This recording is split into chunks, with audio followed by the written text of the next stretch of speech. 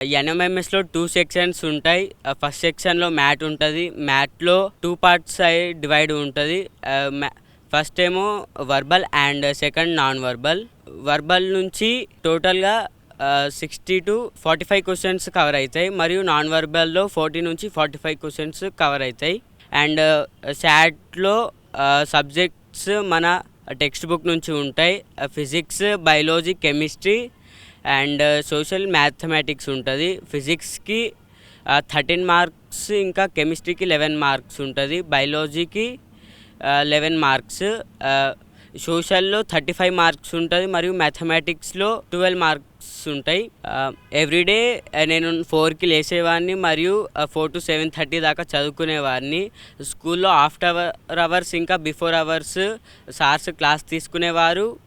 మరియు hard subjects ఉంటే sirs ఏం చేసేవారు అంటే టీచ్ అండ్ డూ చేసేవారు. మాకు ఎక్స్ప్లెయిన్ చేస్తూ మరియు వీటిని రియల్ లైఫ్లో చూపించేవారు, మరియు అర్థం కాని టాపిక్స్ని ఐఎఫ్సి ప్యానల్లో చెప్పేవారు. డైలీ ఇంటి వద్ద మళ్ళీ స్కూల్ నుంచి ఇంటికి వెళ్ళాక 6 to 9:30 దాకా చదువుకునేవాడిని.